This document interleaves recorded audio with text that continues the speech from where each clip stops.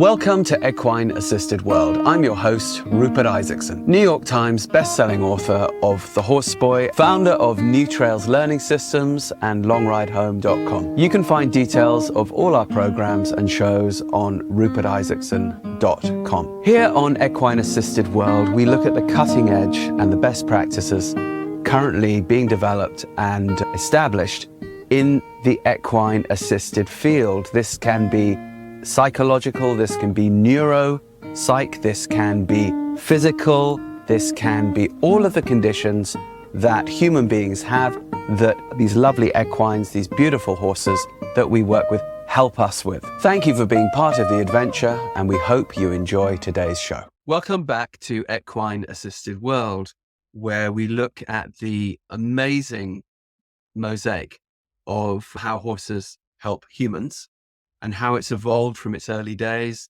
with therapeutic riding and assisted riding into the super complex world of neuropsych and emotional conditions and all points in between. This week, I've got a phenomenal guest. This is Joy O'Neill, who runs Red Barn in Birmingham, Alabama.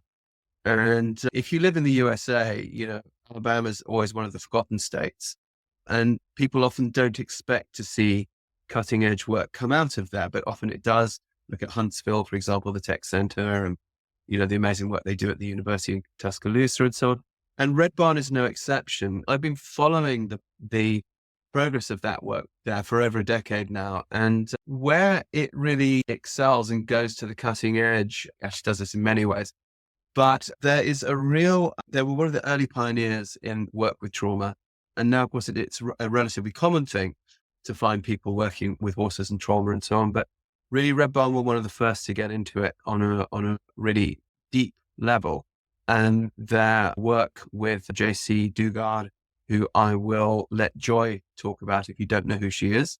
And now their work with polyvagal theory and the vagal nerve and all of this, it's gone from let's look at this thing, and because we know that it works, to now knowing the science behind it. And it's really a beacon within the American Southeast, and I'd say within the US in general, for how this type of work should look. And Joy's a really interesting person to be doing this, because she didn't come from that background. Yet when you go out to Red Barn, it looks so beautiful. It's one of these beautifully manicured places. You think, oh, it's going to be like a fancy hunter jumper barn. And then you go in there and it's like, oh, no, they do this really interesting work. But they all ride really well. That's interesting. So they also have a showing background. But Joy's background wasn't with horses originally at all, nor really with neuropsych. So, and then Joy also has her own work that she does representing women with heart conditions, which she will let you know about, because that's another rather forgotten world. We generally think about heart conditions as a male preserve, but of course it isn't. So without further ado, Joy, welcome. Thank you so much for having me and for all your kind words. I hope I can live up to them. It's that very modesty which, as you know, makes you do all that amazing work. So tell us who you are. Where did you begin? Where were you born? Where did you go to school? And how did you get into this funny old horse thing? Oh my goodness. It's gosh, I'm not even sure where to start. If I start rambling, you'll just have to tell me to move on, not to go too much. But I was born in Birmingham, Alabama. I've lived here my entire life. And my mother was married in a very abusive relationship, and it was a horrible relationship. She left when I was very young, and we moved in with my grandparents and lived there for quite a while. And then my mom remarried, and we moved around a lot. And so I went to 8 different schools when I was growing up, and never in any of that time had anything to do with horses.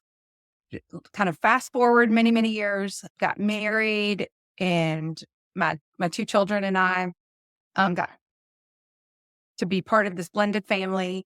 And we were one spring break, we were going to take all the kids on a trip to Disney World. And we decided that we just absolutely would not be strong enough to survive a trip, even to the happiest place on earth.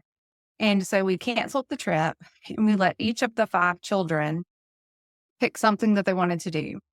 And so my oldest child, Alexis, decided that she wanted to go ride horses. And so we all went as a family to go ride horses. And while we were there, Emmett and I just kind of looked at each other and noticed that all the kids were getting along and that was very unusual for them to all be together. And it was something new for our entire family. None of us really had a whole lot of experience for it. And just from that one thing, we just started going back to the barn for the kids to take riding lessons. And one thing just kind of led to another. And I saw firsthand how great horses were for kids who had disabilities. And that was kind of what started it all, was not going to world. So, okay. So the moral of the story is don't go to Disney World, spend your dollars on horses. Yes. I think we can all on that one. Yeah. But so very interesting. So right from the get-go, there you are in a difficult situation. You have kids from another relationship. You've now blended those kids into a family. Maybe it's a little rocky. And the thing that brings them together is horses. Correct. Yeah. I mean, there was a lot of stuff that happened kind of in between, there, but no doubt. Didn't know how much you wanted to get into. Well, we want to know the full story. We want, Game of Thrones version, but obviously, oh my goodness, it's whatever you feel comfortable sharing. But what stands out from that story is that in that difficult situation and kids in blended families, it isn't all roses. We know this.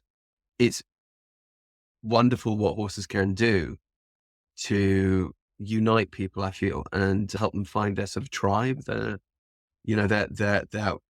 functional family, because everyone sort of concentrates on that job together. But you say Alexis, your oldest daughter, so she was the one you felt who really took to it initially the most, but the others also of the 5 kids? Yeah, all 5 of our kids were when they were little. When Emmett and I were married, the kids were, he had a 10-year-old and 8-year-old.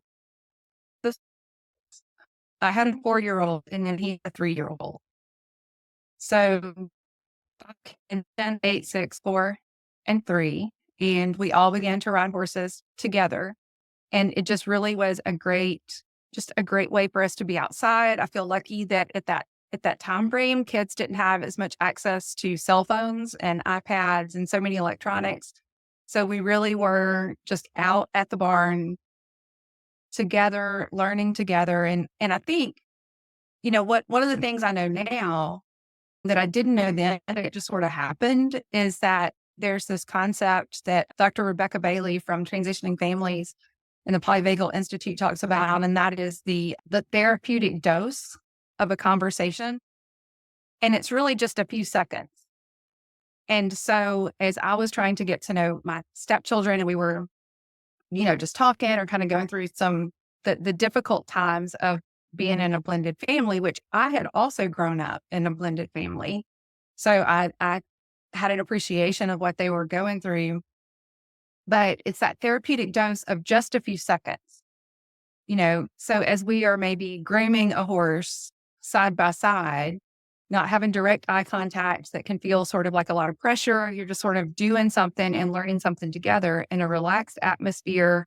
When you're outdoors, you hear the birds chirping, you have that support of the community around you, like you mentioned, a found family and the warmth of the horse. And then also what we know about now with people just slowing their breathing to match the breaths of the horse and the electromagnetic field of the horse's heart and its heartbeat, of which I'm certainly not an expert, but just all of those things combined just really helped us to develop relationships and to spend time together in a happy place. How long did you find it took for the harmony that you were finding when you guys went together to the horses to transfer back to your life in the home? Oh, goodness. Well, that's a really complicated question because at the ages that the kids were at that time, 10, 8, 6, 4, and 3, if you think about the 8 as they became older, those are just naturally more difficult ages, right? Like ask anybody with 5 teenagers in their home how much harmony there is. So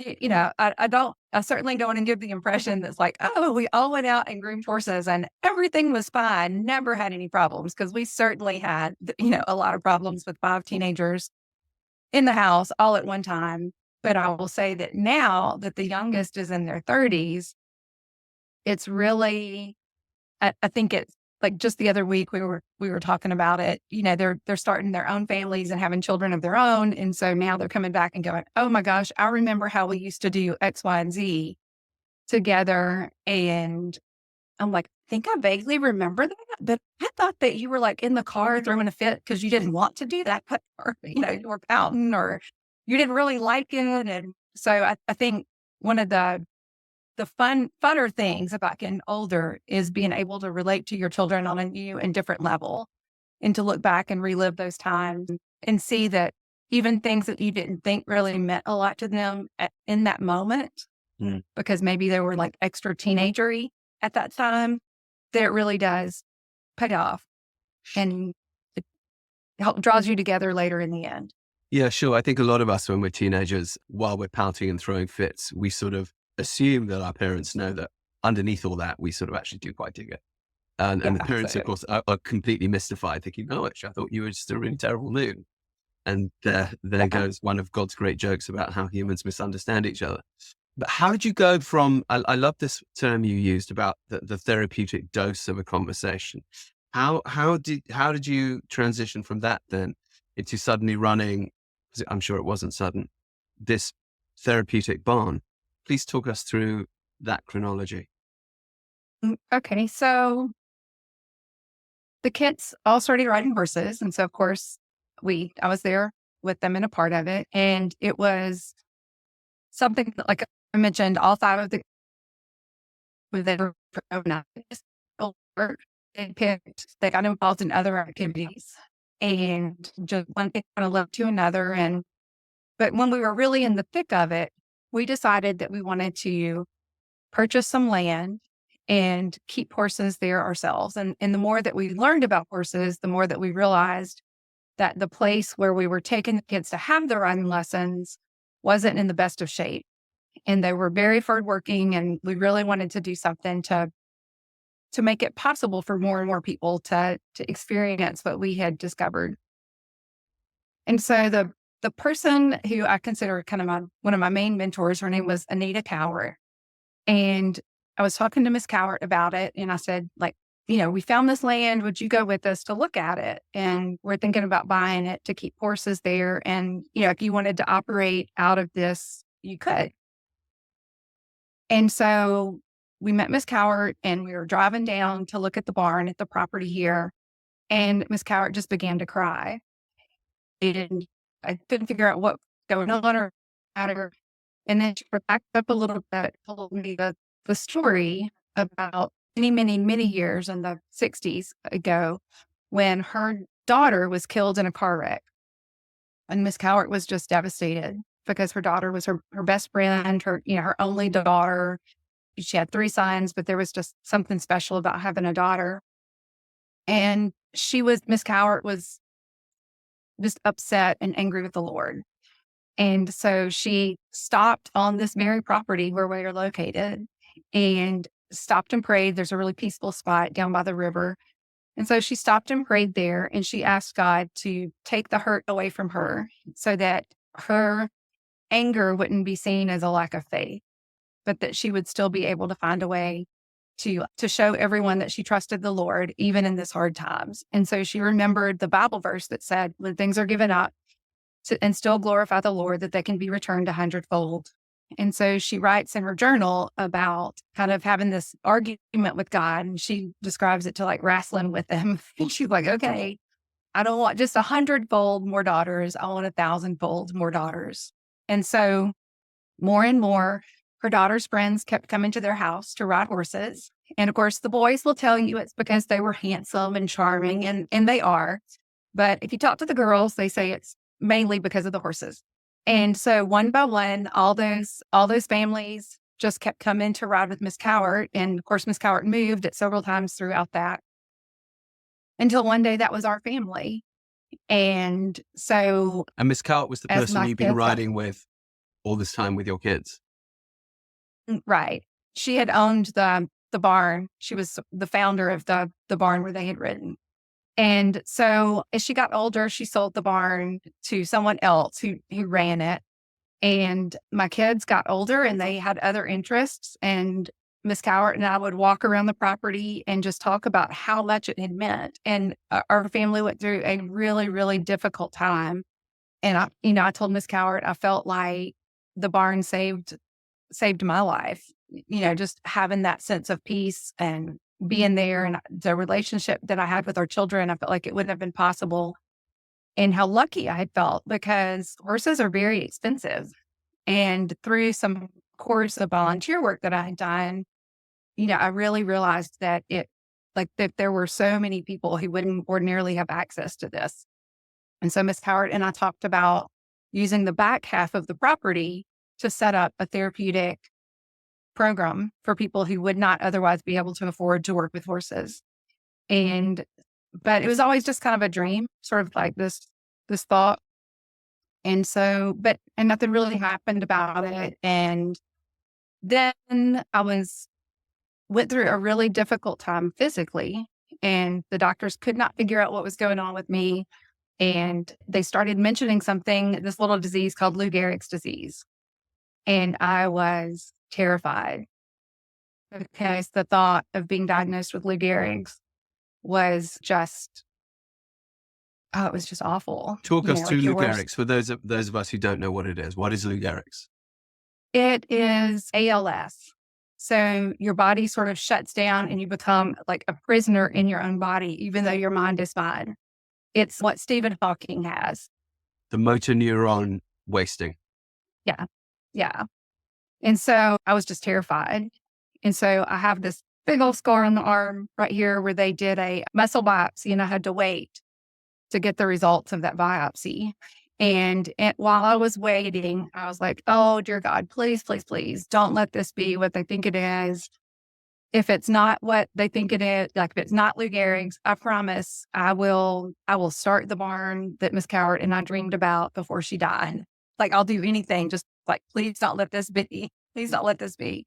And sure enough, it ended up that's not what it was. And so I felt like I had needed to keep my end of the promise. And so that's what prompted me to live out Miss Cowart's vision that she and I had talked about as we walked around the property. There's a little red barn on the back side of the property that wasn't used very much. And she had this vision that children who had afflictions, as she called it, being from her generation, that they would walk through this barn and that they would be healed as they worked with horses. And she kind of compared it to a car wash, that they would like walk through the barn like it was a car wash, be healed, and come out on the other side dancing and happy and just full of life.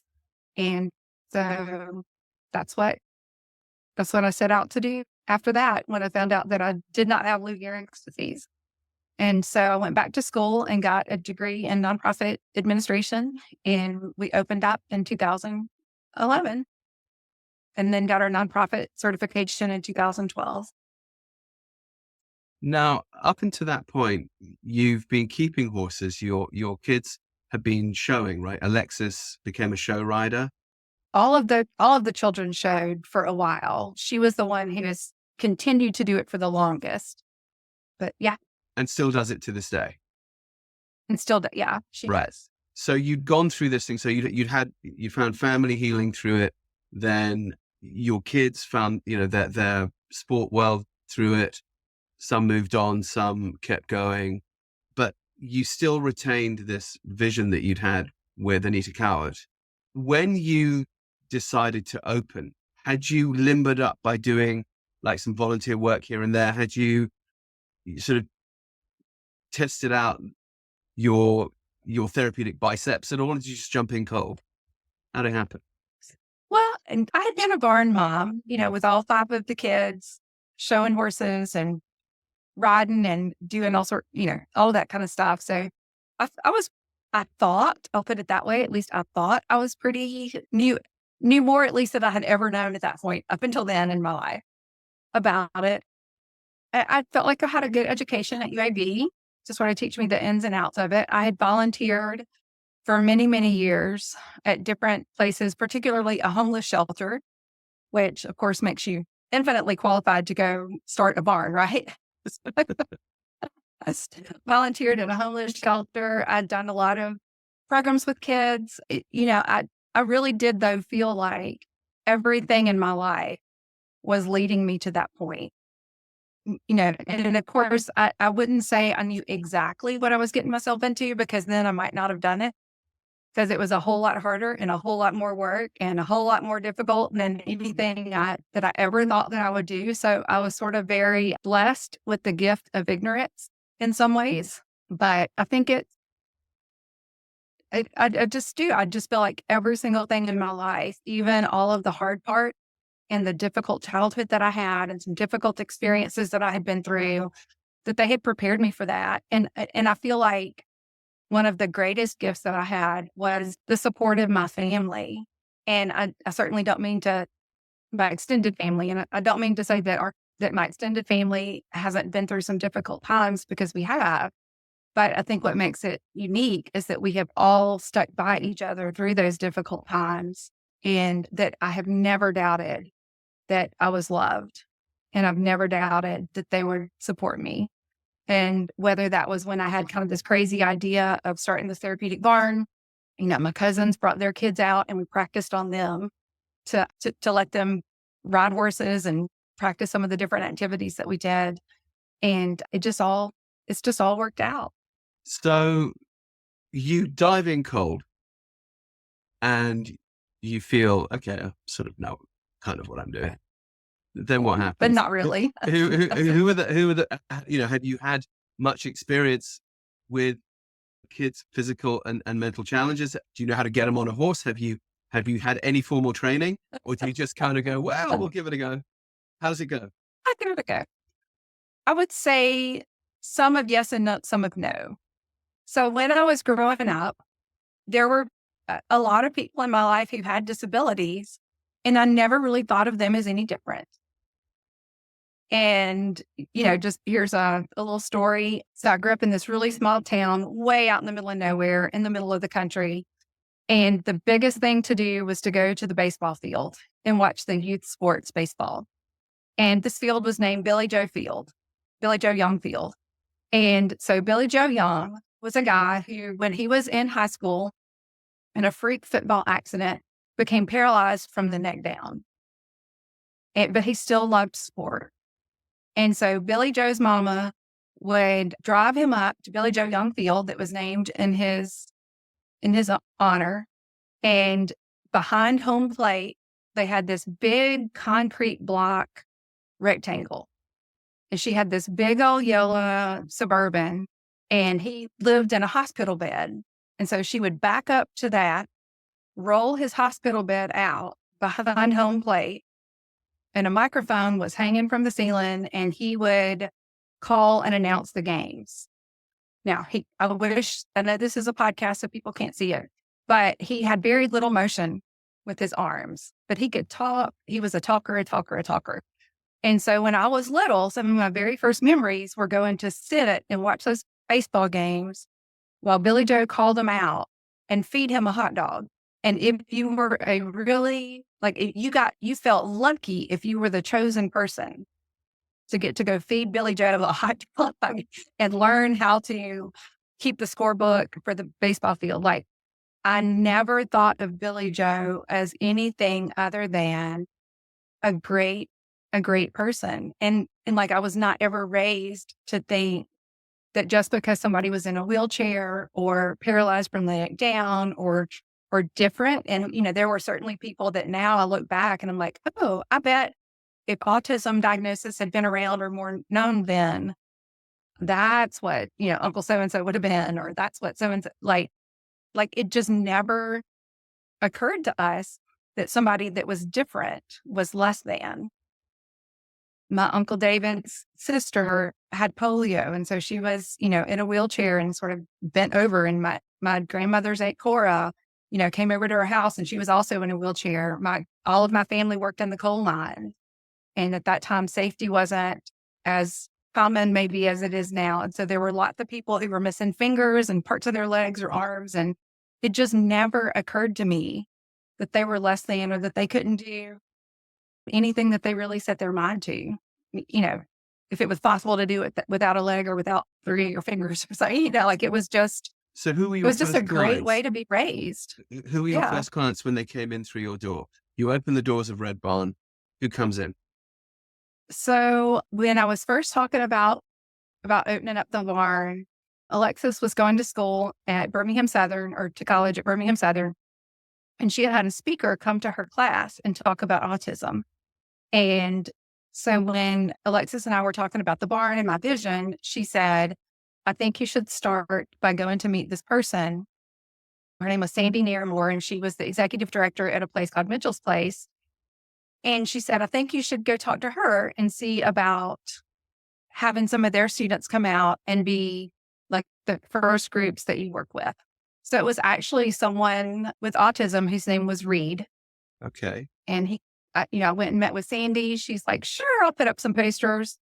And so Reed's mom saw it and she brought Reed one day, and I had hired someone who was going to be a therapeutic horseback riding instructor, but she left the week before, like we'd made the appointment with Reed. And then she decided to leave, and I didn't know how to get in touch with Reed's mom. So like I just like talked to her on the phone. I had not written down her phone number. So I didn't know how to cancel the appointment because the instructor had left. And so I called Alexis and I was like, hey, I'm going to feel really bad. Will you come be here with me? This lady's coming. I'll explain to her that we're probably going to have to close because the employee that we hired isn't going to be able to do it. Will you so we'll just come. So I had every intention of closing that very first day because I just felt like I'd already failed. And so Reed's mom gets here and Reed gets out of the car, and I look at his precious face, and he is just so excited. And all he wants to do is just pet and touch the horse. And I just look at him, and I couldn't tell her that we were closing. And that's what really gave me, I tear up even just thinking about it. But it was like in that moment, I thought, even though I don't have a clue what to do next, I know that I've got to do whatever the next step is because this little kid is worth it. And all he wants to do is pet a horse. And I know enough to let him do that. I'll figure the rest out as we go along. Now, as you know, then one begins to look into all the methodologies and trainings and go, oh my gosh, it's a confusing world there. Do I choose this one? Do I choose that one? They all seem to say that they're the right one or the only one. So how do I make that choice? So did you then decide, okay, I'm going to look for some sort of more formalized training? And if so, what did you choose and why? Or did you just feel your way, or was it a mixture of both? How did it evolve? It's a mixture of both. I would say that I'm not a very impulsive person, but I do like to do a lot of research, like look things and analyze it. But I'm also, though, very intuitive. So I might spend weeks researching things and then go, but I feel like doing this. So it's like, I would just want to make an informed, intuitive decision. And so I just began to learn as much about autism as I could after going to talk with Sandy and meeting Reed. And one day my Uncle David called me, and he knew that I was learning more about autism. And he actually saw an interview by you on one of the Sunday night TV shows. And he called me up. He's like, quick, turn on your TV. There's this guy and he's talking about autism. And he went all the way to Mongolia. And like, he's doing stuff with horses. You need to learn more about him. And so I did from that very beginning. And I know it's kind of weird to think about, but that was way back in, I guess, like 2010, 2011, within those years. And it's not like it is today where you can just Google everything and, everybody's got a website. It was much harder to learn about things back then. And then you came and spoke at it, like just a few months later, you came and spoke at something in Birmingham, and I recognized your name. And that was the first time that we met. And And so I immediately learned about Horse Boy, and there was a lot in it that I felt like was just common sense. It just really resonated with me, that you find something that somebody is interested in and you tie that together with being outdoors and with mainly loving them, which was Miss Coward's, I guess, kind of her theme in her life was that love. Like, if you love somebody, you will do what is the best for them. Even that may sometimes be a hard thing to do, but if you love somebody, you will do what's best and you'll help them in whatever ways you could.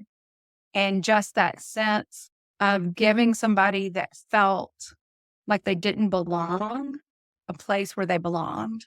And because I went to so many different schools and we moved so much when I was growing up, I always had that sense of going back to my grandmother's house. That was that one place where I felt like this is where I belong. This is, like this is it. No matter where I was, I loved the Little House on the Prairie books, but when I was growing up, because those were the things. No matter where Laura moved, she always had, her family with her, no matter what was going on. And I really wanted to provide that for kids who felt like they didn't fit in, because for so much of my life, I had felt like I didn't really have a place where I fit in, where it was easy. It was always hard for me to make friends because we moved so much. It was, our family was, I would say, very poor in a lot of the time. And, not having the things that everybody else had, or not being able to afford to go, sometimes even on school field trips. Like, there might be times I couldn't even afford to go on that. And, you're the one kid who doesn't get to go do those other things. Everybody else, they're like, why didn't you go? It's like, oh, I didn't want to go. Like, I never want to go do that. But deep inside, you're going, oh my gosh, I wish I could afford to do those things. But it's like, I know it sounds kind of hokey or like silly or whatever, but I just felt this desire to do it, even though it made no logical sense whatsoever at all. It was just something that I could not let go of. I just did not have any peace within my soul unless I was planning to do this. And I'm so grateful to my wonderful husband who had the resources to help me make that dream come true, because in doing that, I feel like it healed a lot of the things inside of me to be able to make that happen. Well, let's talk about how that side of the work has evolved. You've become one of the places that people look to in the American Southeast when it comes to autism, for sure. However, you also have this other really interesting side to the work at Red Barn. And, through your partnerships with JC Dugard and now Rebecca at the Equine Polyvagal Institute, I wonder if you could talk to us about that. Not every listener here is going to know who JC Dugard is. So could you start with her story and then how you got into doing the work you do with her? Sure. So, gosh, I was trying to remember the year. It might have been like 2013 or 14. We had a very freak snowstorm in Alabama. We don't get a lot of snow. So there was snow and ice, and everybody at the barn, like, the roads went from perfectly fine to being undrivable within just a matter of 2 hours. Kids were unable to get out of school. School teachers had to spend the night with children in their classrooms. It was like a once a century freak thing that happened where the roads were impassable. Everybody just had to kind of hunker down where they were. So there were about 12 of us at the barn that day, and we had to end up all spending the night here and for a couple of days, because that's how long that it lasted. Although I joke sometimes that I think it was more like a month, but it was really just a few nights. And so, like, all these people are here, and what are we going to do? So I began to just research things, try to find some videos or movies that we could watch to make the best use of that time, because everybody was getting really anxious and worried. And I felt like if I could do something that would keep everybody busy, they would be able to cope a little bit better. So I came across the story of JC Dugard because she was being interviewed by Oprah Winfrey. And so I watched that video. And one day I hope you'll interview her and she can tell you much more about her own story. But just the highlights would be that she was, or I guess maybe the lowlights, she was kidnapped when she was 11 years old and held for 18 years in a guy's backyard and endured just unthinkable traumatic experiences during that time. And when she was reunited with her family, she met Dr. Rebecca Bailey, and they did equine assisted therapy together as a way to help JC and her family reunite. And that really resonated with me because I felt like working with horses had helped my own blended family to come together and unite. And so I really kind of understood that. And so in the interview, JC mentioned that she was going to start a foundation to provide a curriculum to help people that wanted to do that. And so during the middle of the night of this snowstorm, I just have hours and hours to Google. And so I just track down the foundation. It has a contact page. I sent in information and said I'd like to learn more. And a little bit later, I received a message from them saying, we're looking for an agency to work with. You're down in the middle of nowhere. Nobody would ever think of us being there. We'll be glad to come. And that's how we met. And it was just, I think, an instant connection of just being really like-minded. And the more that I have worked with them and gotten to know them, I really realized that a lot of the things that were just good old common sense, being sent outside to play, not having a lot of electronics, always being surrounded by people who love you and care for you, and just all of those things, that they kind of helped me understand why those things work. Like bilateral repetitive motion, which is also a big tenet in natural lifemanship. Like all of those things kind of work together. And it's Talk us through that. That's why. Bilateral, just repeat that again. Bilateral. It's based on the work of Dr. Bruce Perry, and it's bilateral repetitive motion. Okay. Talk to us about that. Which is, I'm certainly not an expert. I encourage people to go look up the works of Bruce Perry and Natural Lifemanship and the Polyvagal Equine Institutes. But it's like why you feel better when you go take a walk or when you ride a horse. It's the left and the right side of your brain moving. Like, think of it like EMDR, it's the tapping left and right sides. Not everyone's going to know these acronyms, Joy. What is EMDR? It is just movement on the left and the right side that helps. This is how I think of it. This may be totally wrong, but it just helps your brain to organize what you're thinking and to come up with a way to work through difficult situations. It's that bilateral motion of the horse.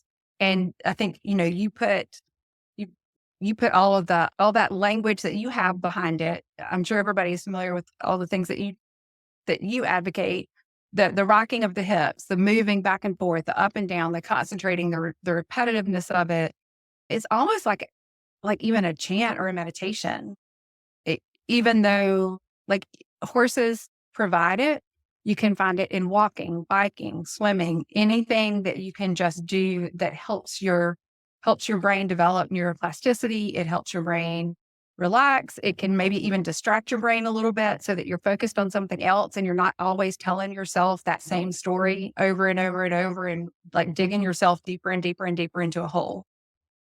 And so I just the more that I've learned, the more that I realize, even just breathing.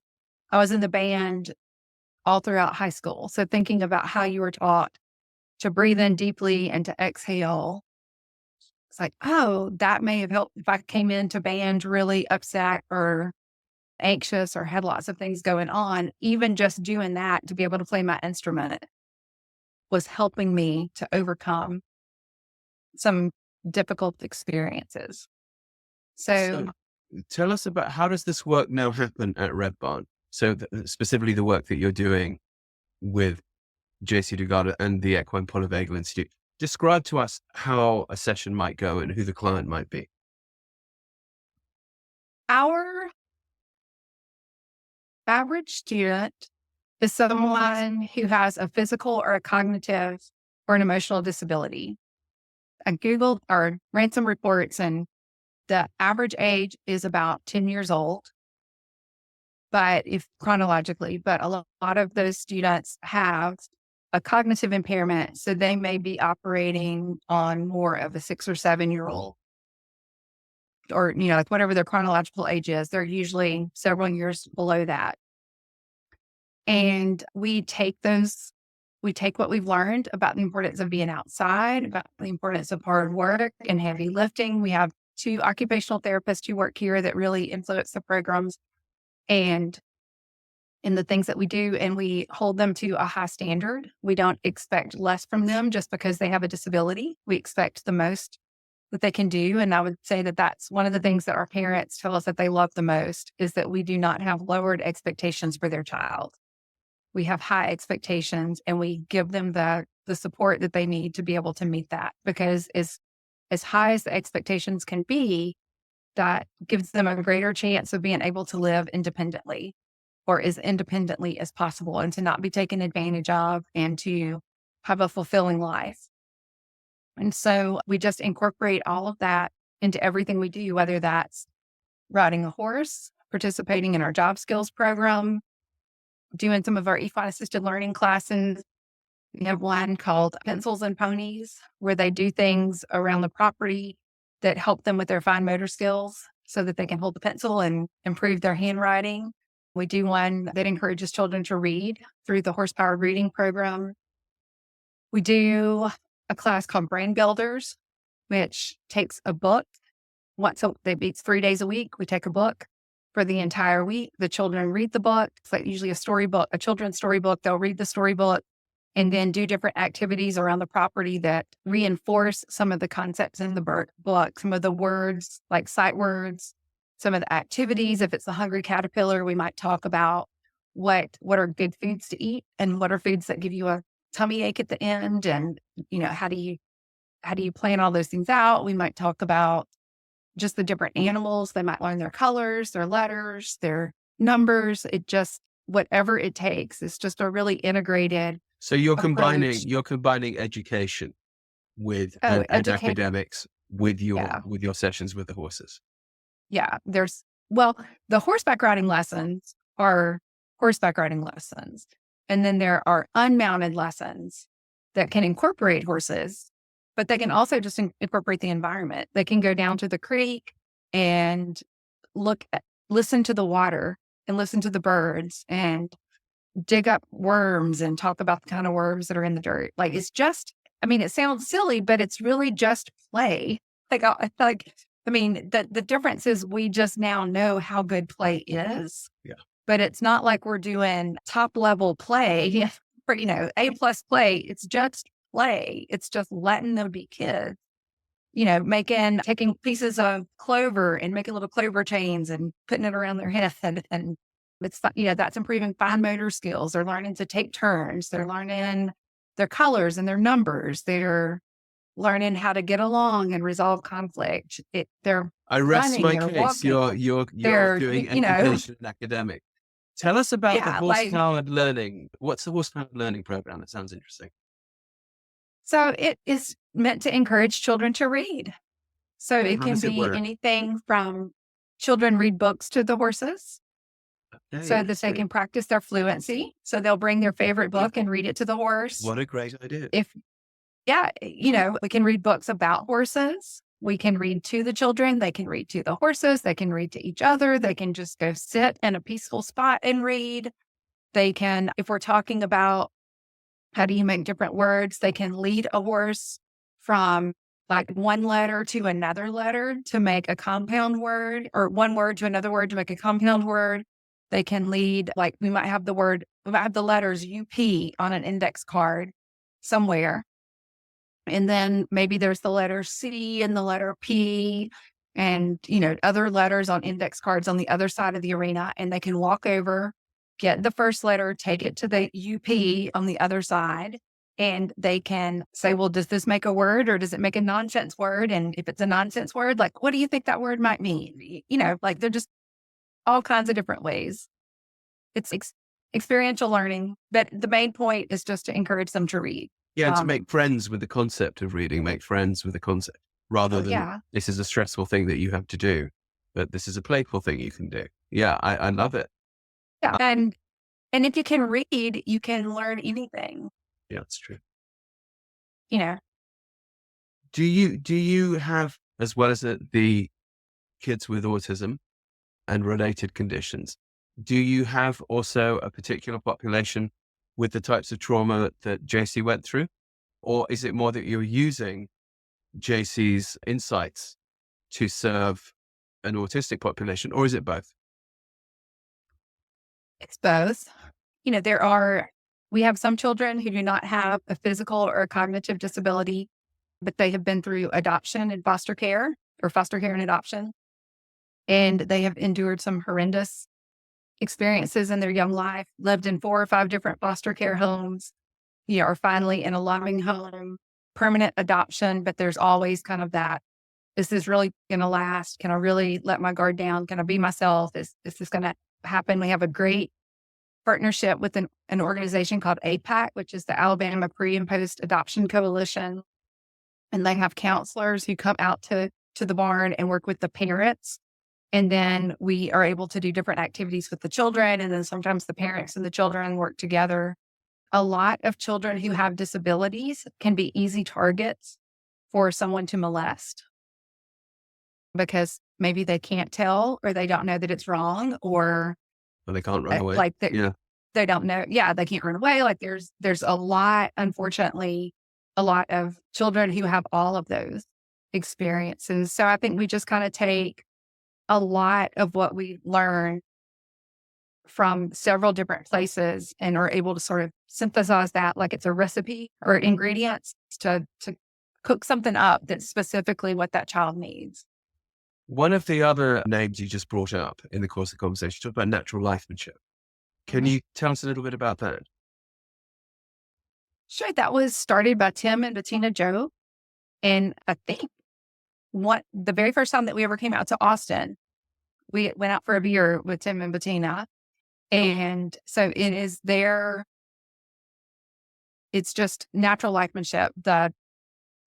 I think they're kind of like the quote, it's been a while since I've been in their website, but it was, a good theory is a good theory, regardless of how it's applied. So whether that's with how you treat your horse or how you treat a person, just being a good, decent human being is really important. And there's a lot about pressure and release in that. And so I think like we just kind of take all of those things and just internalize them and then synthesize them and come up with whatever is the best way to help that child. And it's often very slow paced. Yeah. And very complicated. When you talk about the pressure and release, are you talking about that from human to human, as well as obviously from human to horse? And if so, how might that play out, the way in which that could be addressed or looked at? So just like a recent example of that has been with an adopted family where, a lot of times parents don't always get good advice from people, or sometimes maybe the way that you're raised, you think, oh, that's how I have to discipline a child or to be able to do something. And so we had an adoptive family out and the instructor was working with them, and the parent never gave the child a chance to do what was asked. And the child that they had a pretty slow processing time. And so the parent didn't just thought, I told you to do it. Why didn't you do it? Like they just kept. And then the child would melt down rather than giving them a little bit of a moment to process, catch their breath, figure out what they were going to do, and then go and then take action. Like they weren't waiting long enough. And so the parent was interpreting that as defiance. And so what the instructor did is have the parent then work with the horse and watch them. If you just keep asking the horse, like you just keep like whatever you're doing, whether you're kicking your legs or you're just nudging it along or you're trying to lead it and get it to walk, if you just keep on, even the horse is trying to do it, they're going to it's just going to be too much and they're going to melt down. And so the instructor was able, and then to take that further, what Dr. Bailey would say with the Polyvagal Equine Institute would be, thinking about how that goes from your amygdala, like where you're just sort of in this panic, all the way up to the executive function of, can you think this through? Like, from your brainstem all the way up to this prefrontal cortex. Like, you've got to give people time, especially when they have a cognitive disability, to be able to figure that out. And so once the parent realized what that felt like and saw it in the horse, they were then able to realize, oh, I've got to just step back and wait a second and see, do I see forward movement? And the other day I listened to your podcast with Joelle. And when she talked about how she was telling the kid, just your left hand, and the little girl goes, I'm trying, like I'm doing the best I can. Like, oh, I just burst into tears, right? Just like so many times people are doing the best that they can. And can you just wait it out and let them, support them through it and give them what they need? And like in considering all the other things that are going on. So, yeah. I hope I answered your question. Yeah, you did. Really, like all good answers. It breeds good questions. Yeah. So I think, obviously we've all made that mistake with pressurizing our children, our horses and so on, largely because we were raised that way. And it is very difficult for any of us, to rethink and readjust and slow down unless we're put in a position where we're forced to. It's fascinating to me listening that, yes, that makes perfect sense to then pair the parent up in a safe way where they're not going to end up feeling shame, but still to pair them up with feedback where that isn't going to work, and then to see how a different approach it will work could really breed good results. And I think that's one of the great strengths of Red Barn, is one often sees places say, we do this one thing, we do this thing, and this is how we do it. You're having gone out to all these methodologies and then drawing from all of them means that, perhaps if you hadn't, say, gone to the natural lifemanship or so, you wouldn't have the particular resources or methodology to seamlessly incorporate something like that into a session where you maybe are actually working on something else with a kid, to be able to say, oh, okay, so in this moment, we need a bit of natural lifemanship. In this, we need to go more over here. Are we doing the reading, the horsepower reading? Actually, right now, we need to use this more neuroscience approach. In this one here, we need to go more play. And I think it's a real strength to be able to learn and incorporate so many methodologies and see how they actually connect, rather than falling into the trap of saying, no, these are all separate worlds. And I'm either, if it's in the sport horse world, I'm either a hunter jumper or I'm a dressage rider, or, I'm either doing assisted adaptive riding, or I'm, working for the Paralympics, or I'm doing this one kind of, trauma therapy or something. I think it can be flawed. We horse people are often a little bit in the box thinkers rather than out the box thinkers. But that was one of the things that I loved about meeting you, is I felt like movement method incorporates like all of that. It's like the umbrella for all of it in some ways, because you have the brain and then the neuro piece, and you have the horse and the horse's movement and how important that is. A lot of times in our programs, we focus on it for strengthening a child who can't, her body, because she can't walk, because she's in a wheelchair, or to help her move and regain as much motion as she can, because she's using she's in a walker or she has an assisted device, or because they can't talk, like we're using the horse a lot of times to strengthen their bodies. But you talk about that, and that's why it's so important that the horses be fit, because I would not give someone a wheelchair that was uneven or rickety, right? Like, we want the horses to have that good movement. So movement, method, and the things that in all of the things that you promote are about fit horses. And we want to treat the horses the same way that we would want to treat a person. We want them to be happy and healthy and well taken care of as well. And like movement, to me, movement with method and all of your programs encompass all of that in together. Well, you're kind. So if I had to pick one, that would be the one I encourage people to start with, because it includes everything. Well, that is high praise indeed, coming from someone who does work that's as effective as yours. There's another area of your work which I'd like to ask you about, which is your work with Rebecca and the Equine Polyvagal Institute. Can you talk us through, it's still to a large degree an unknown world, I think, for quite a lot of people. So can you give us the skinny, give us a little seminar 101 on what is polyvagal theory? It's what you hear this a lot these days, but it can be hard to get people to actually explain what it is. And then how you've started working with the Equine Polyvagal Institute, and again, how it affects and informs the work that you've got going on at Redmont. What is polyvagal theory? Why the vagal nerve? What's the importance of the vagal? How does the vagal nerve help us in this safe feeling that we can then be in the learning brain?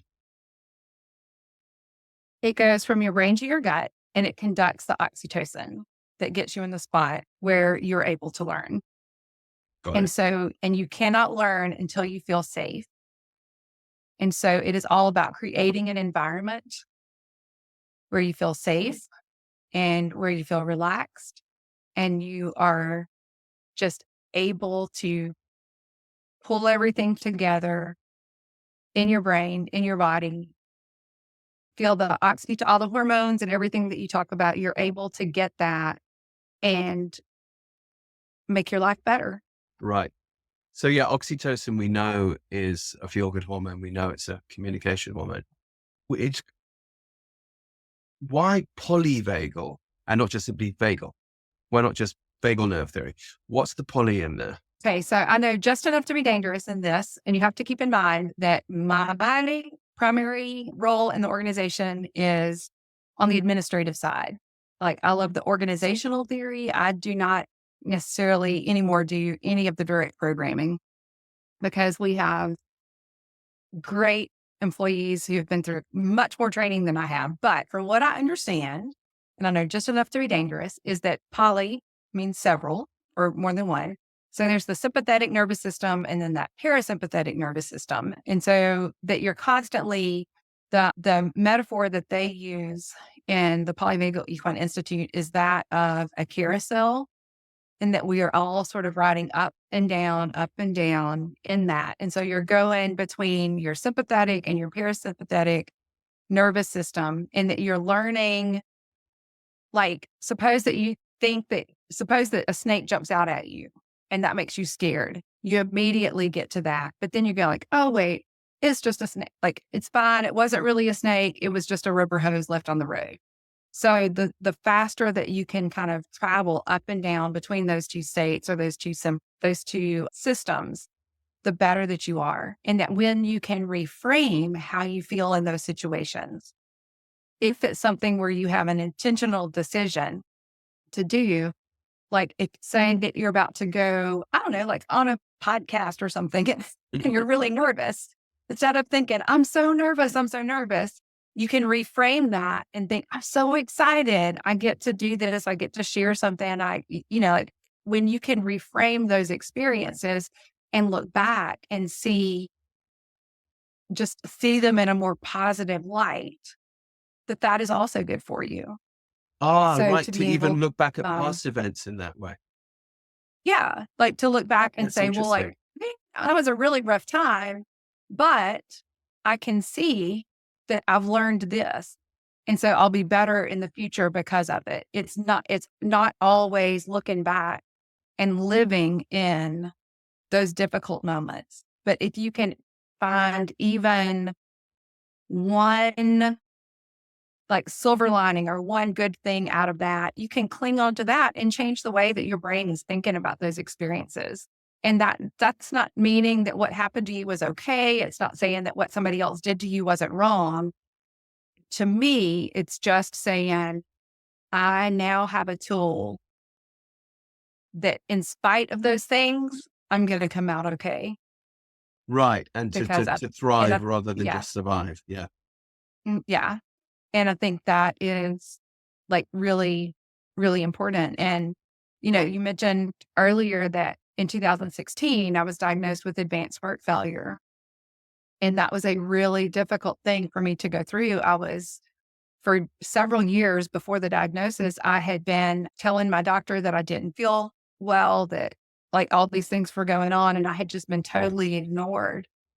And then by the time I found out, it was an advanced stage.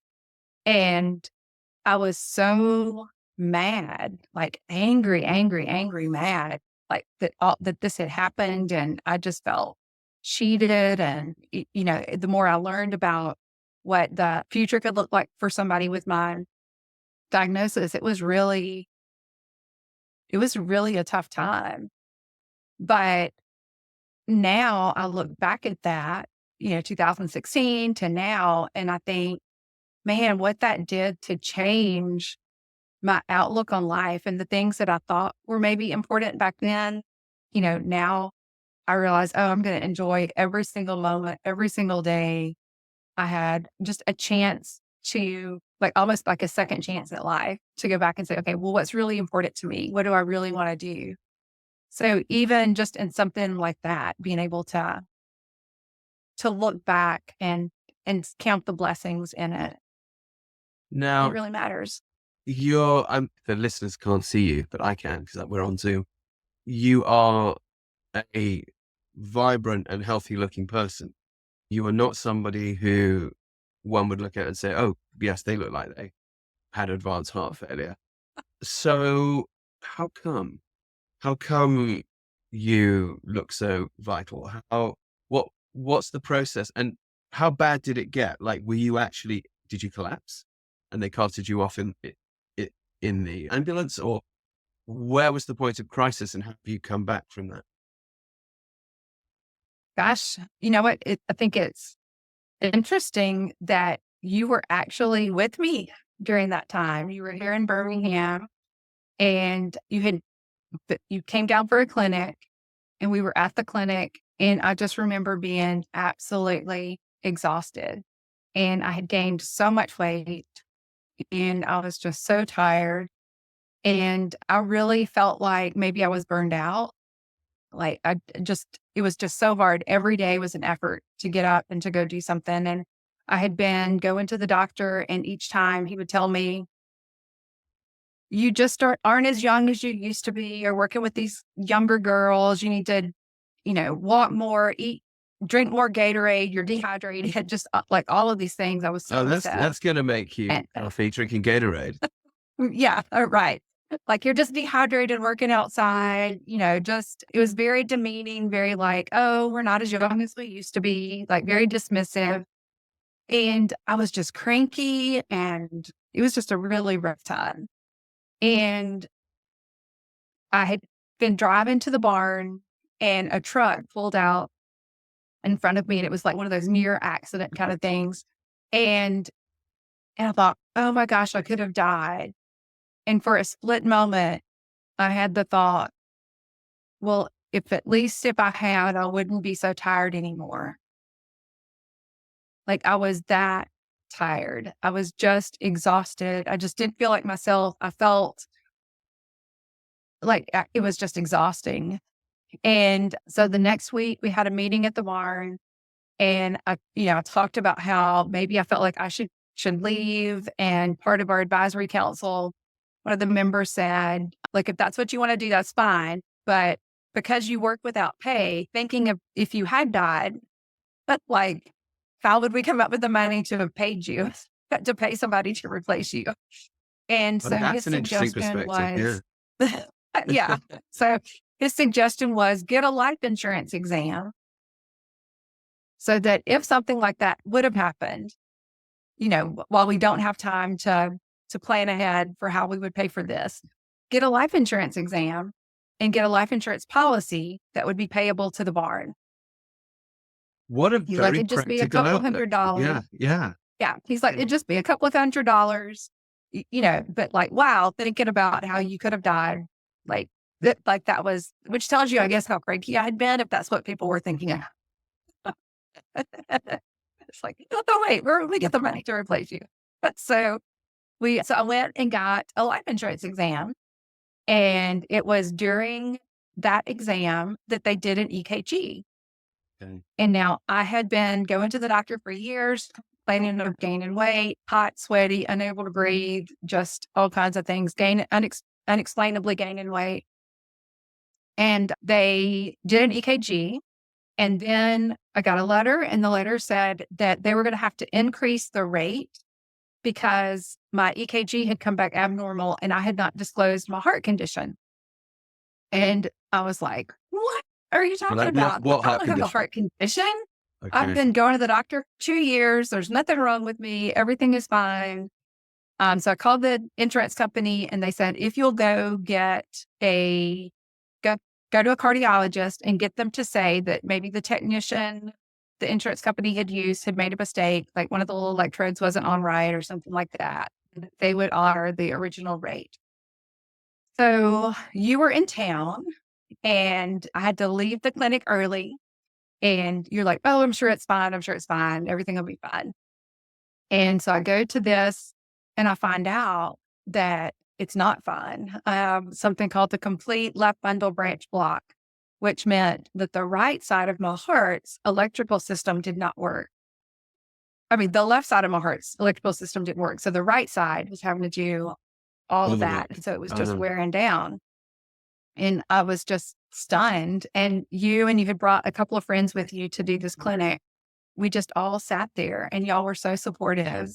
And you weren't like giving me false support, like, oh, everything is fine. Everything is fine. Like, you just sat with me in that disbelief and helped me come up with, how am I going to go home and tell this to my husband? And what am I going to tell my children? And what are the next steps? And what's going to happen?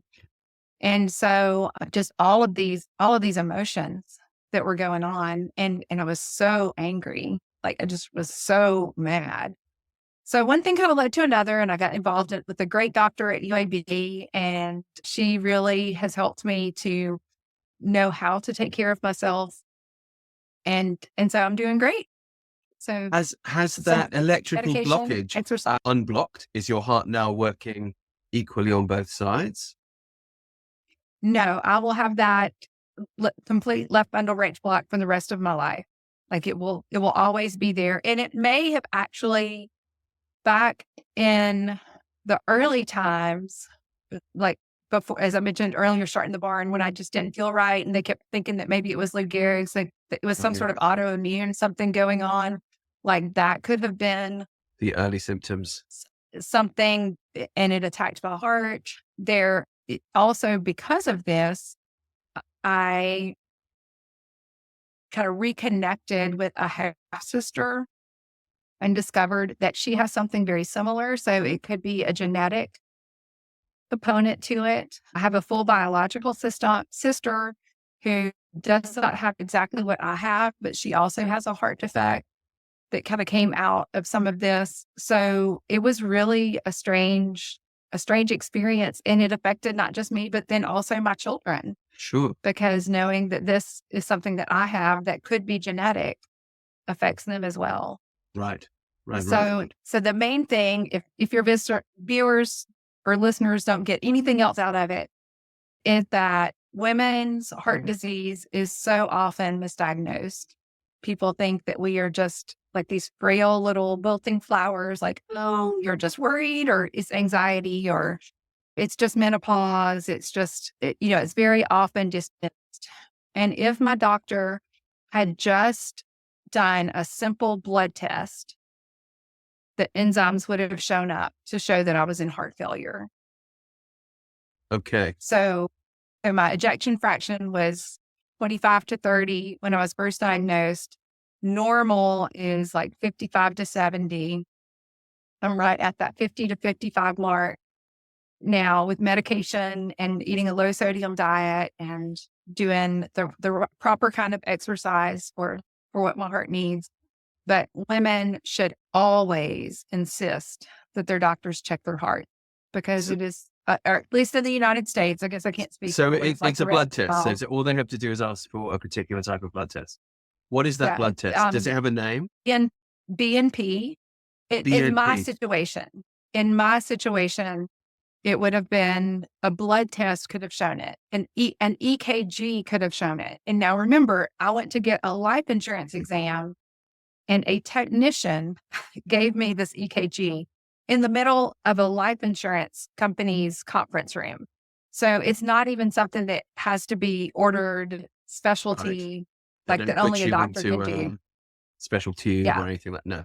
Yeah. It's just a simple EKG or a simple blood test would have shown this.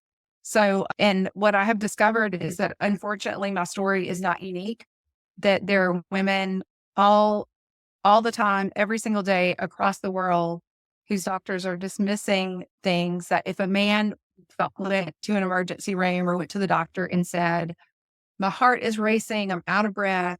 Every time I bend over, like I get dizzy, I wake up at night with my heart pounding, I've gained weight. Sometimes I have a pain in my chest.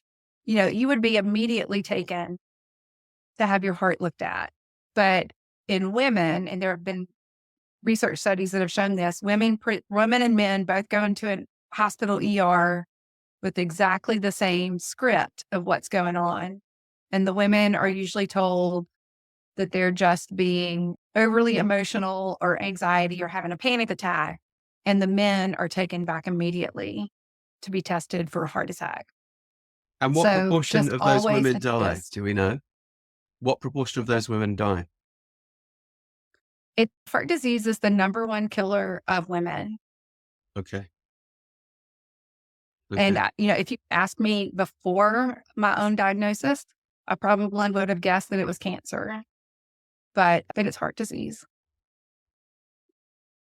So you are now an advocate for women with heart disease and just women to be represented in this. You're very, very, very, very busy running Red Barn. You've got a massive clientele. Whenever I've come down to be, I was like, how do you guys manage it? How do you see all these people? I said, how do you do it? But you do. Where do you get time to go and advocate as well? It's not easy. And I also know you're a grandmother, although I don't know how you can be a grandmother at 25, but you seem to have achieved it. Aren't you sweet? But I think you and I are the same age. Indeed. And I'm looking at us on the Zoom screens and I see a difference. I have grandchildren the age of your children. Yes. Okay, rub it in. Yeah. But yeah, so how do you find the time? You're rushed off your feet, you're busy. And I presume, do you still feel sometimes even now with your self-care regime and so on, do you still sometimes feel close to burnout? Or has that gone away? There's really two separate questions. One is how do you find the time for this advocacy work? And B, what do you do about burnout? I guess I find the time because I tend to generally be pretty organized. So, and I think you just have to prioritize things and try to make the time. I would say one of the things that starting to have our grandchildren, I really began to think about how lucky I was and how grateful I was to still be alive, to be able to see them. And so to be able to spend time with them is my first priority.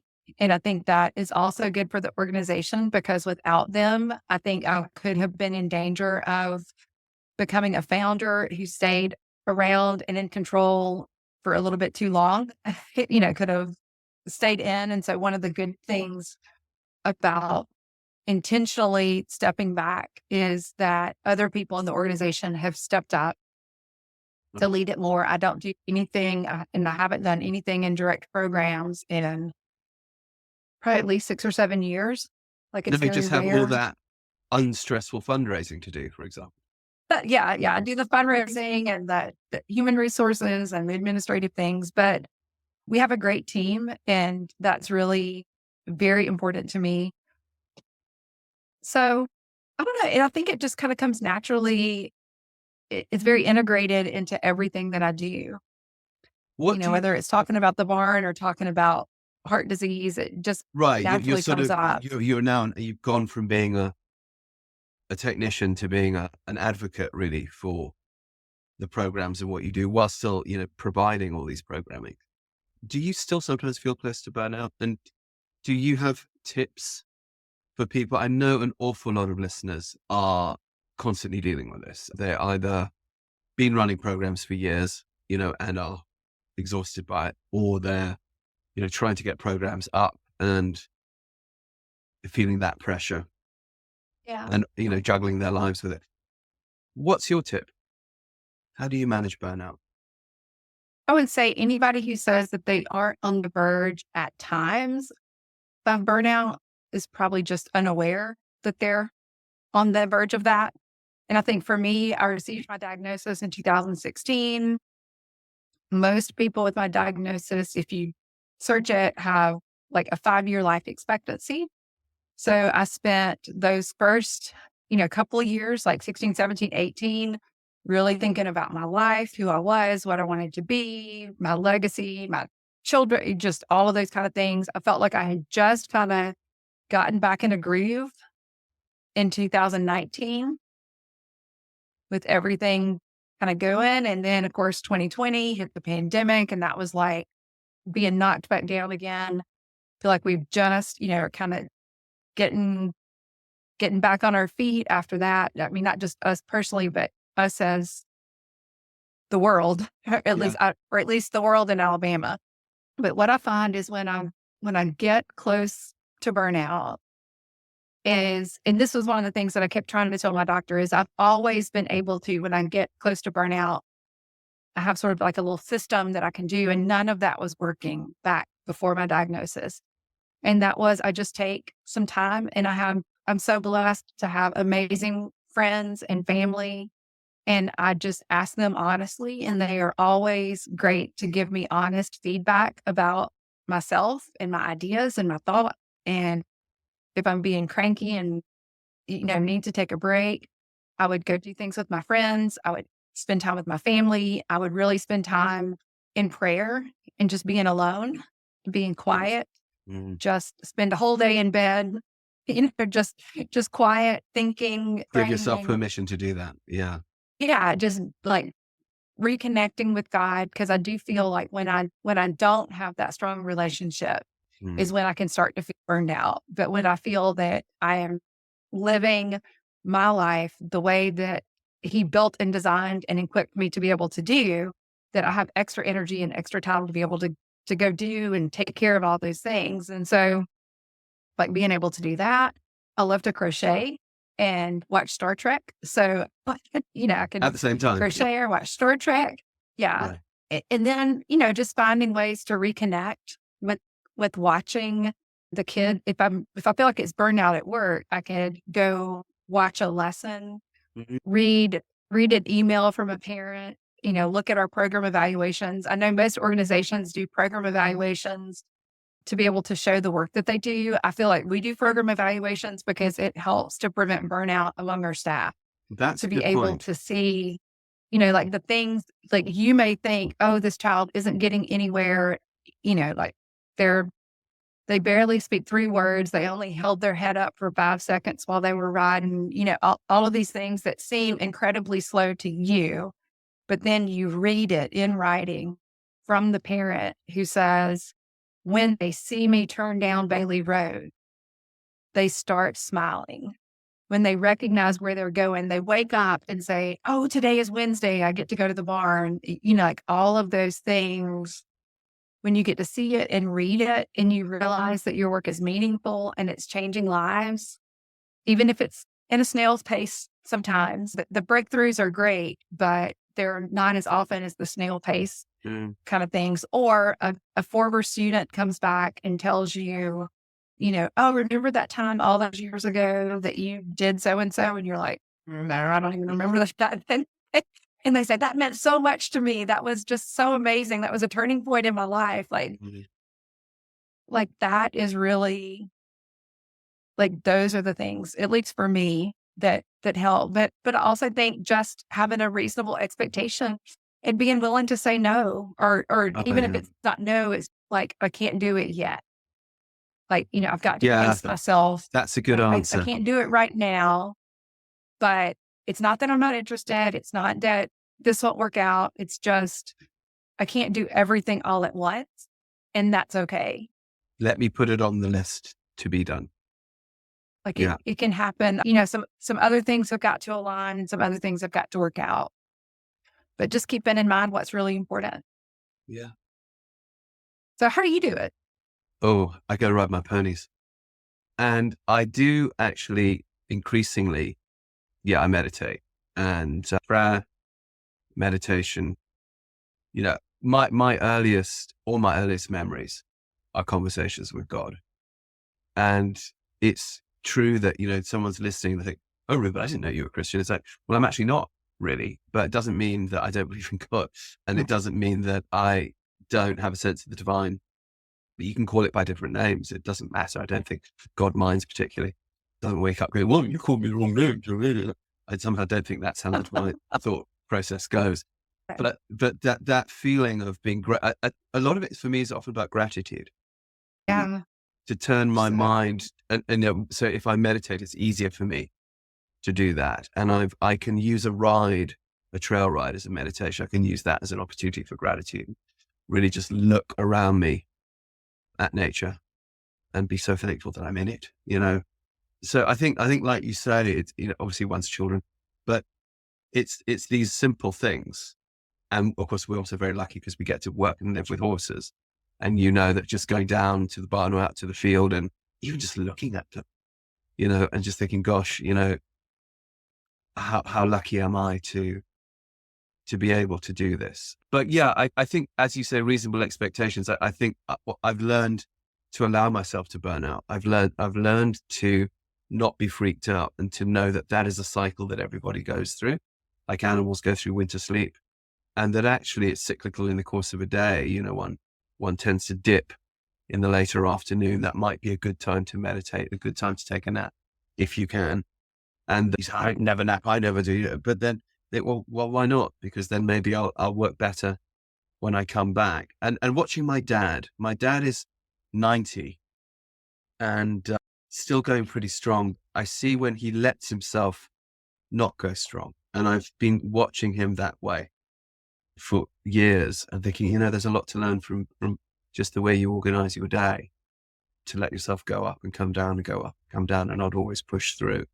You are a push through. Most of us, I'm sure most listeners here all. And so the burnout factor, I think, it's important just for us to think about, because just given the demands of this kind of work, it's inevitable, I think.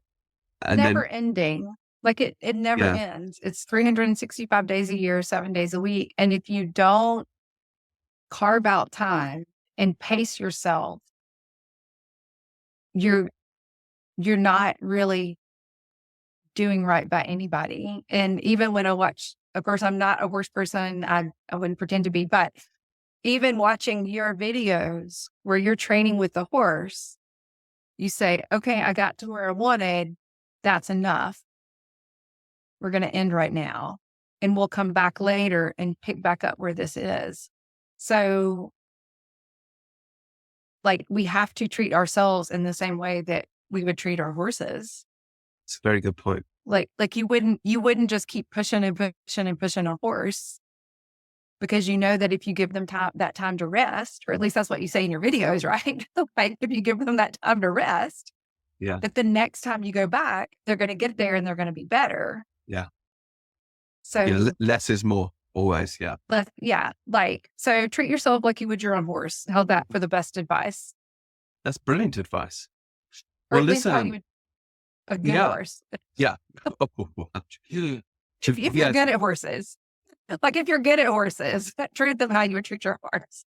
If you're a jerk that's not good with horses, don't treat them how you would treat that. But then, very good point. Yes, I was once told by a stuntman who got me into riding in movies when I was in my early 20s at college. And he said, he was an Irish guy called Bronco McLaughlin. He said, Rivers, you can't love your horse. You must hate your horse. You must hate yours. I was thinking, God, Bronco, I never want to hate my horse. It's funny hearing you say that, and it will make a great story, but that's not how I want to go. No, no. And it's hilarious you saying that you're not a horse person. So for the listeners, you've probably gathered that Joy is modest. The program that she runs also with her daughter, Alexis, who is a very accomplished horsewoman. And of course, all the employees, it's exemplary what they do. The lunging programs, the in-hand programs, the muscling programs, the mental well-being for the horse. It's gold standard. And I would recommend people to go down there. So with that, I think I'd like to let people know, or have you let people know, how can they get with you and learn more? There's a lot going on down at Red Barn. You've got the polyvagal stuff, you've got the lifemanship stuff. Obviously there's Horseboy, but there's more than that too. And the work that you do with the JC Dugard and her foundation.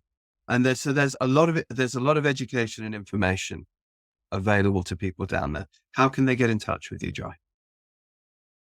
our website is the best way to, I guess, email me. If you just go to theredbarn.org, and if you fill out pretty much any of those forms on the website, there's at the bottom of each page, there's a join our database or learn more. So it's form that they can fill out. redbarn.org. Red Barn. The Red Barn. The THE. Red Barn. I know my Southern accent comes out. The Red Barn, not more. THEREDBARN. The .org. redbarn.org. Great. And Yeah. can they come down, seminars, learn stuff, be in touch with you guys educationally, Sure. mentoring? Yeah, absolutely. I always love to help anybody in any way that we can, because so many people have helped us. And I just feel like it's a great way to pay it forward. And, when we first started the barn, it was, I feel like, just something that helped our own children. And I felt so fortunate and so lucky to have that opportunity. And I want to make my life goal, and I've thought about this a lot, and especially after my diagnosis, like, what do you want to be known for? And I think, there are lots of things, but just professionally, I want to be known as someone that helped make it possible for children, especially with physical, cognitive, and emotional disabilities, to have the chance to work with horses to improve their lives. And people are more than welcome to come and see what we have learned. But the first advice I always give people is to go to your website and to go through and look at it, because I really do believe that a good foundation or a knowledge and movement method and how the horses are treated and how people learn in their brains, like that sets the tone and for all the other things that they can learn. And, they might have a special interest and want to learn also some other tools to have in that. But they're welcome to call me, but I'm just going to tell them to go back to you. So, Well, we'll bop them back and forth. That is very kind. For those who do want to contact us, yes, remember if you movement method, Horseboy method, Athena, it's ntls.co, not.com. The other one, .co, ntls.co. And if people are interested in the horse training, personal development programs, that's longridehome.com. However, do go to theredbarn.org and do contact Joy and her team. There's a ton to learn, and there's not many people, not many places that bring it together so holistically while maintaining this level of service. It's a lot of clients. It's also a very physically beautiful place. I think a lot of people don't realize how beautiful Alabama is till they get down there. And those foothills of the Appalachians that are up there in that Birmingham area. So it's a very special landscape. And you mentioned that place down by the water where Anita Cowart would go and pray. I've been to that place. I know exactly that river crossing. It is sublime. So yeah, I would recommend going there to learn. They're very, very modest, but they have an awful lot to teach. So Joy, I can't wait to the next time I'm down there. hopefully Maybe. November. I would love it. And, thank you so much for coming on. Well, We've learned a lot. thank you for giving the chance, and thank you for being such an important part of everything that happens here at the barn, and then also to me personally. Thank you. You are sweet. Well, likewise. And good. I will do a follow-up. So what Joy doesn't know is that this is actually, she's got to come on again. So everyone, send in your questions to her, your questions about polyvagal, your questions about lifemanship, your questions about the heart stuff, your questions about how all these things relate together. And I will give them to Joy, and Joy will answer them. And we'll pull her back on, kicking and screaming, put her back up here, and she'll answer your questions directly. All right. Maybe I'll be better for next time because I'll know what the questions are. Exactly. Maybe if we're good to you. Okay, yeah. All right. The deer in the headlights. Like, oh my gosh. Give you a pair of litless. Okay. Thank you. Thank you so much, Joy. I've enjoyed it immensely as always. And we'll see you again soon. Yeah, later. Bye-bye. Okay, bye. Thank you for joining us. We hope you enjoyed today's podcast. Join our website, newtrailslearning.com, to check out our online courses and live workshops in Horseboy Method, Movement Method, and Athena. These evidence-based programs have helped children, veterans, and people dealing with trauma around the world. We also offer a horse training program and self-care program for riders on longridehome.com. These include easy-to-do online courses and tutorials that bring you and your horse joy. For an overview of all shows and programs, go to rupertisaacson.com. See you on the next show. And please remember to press subscribe and share.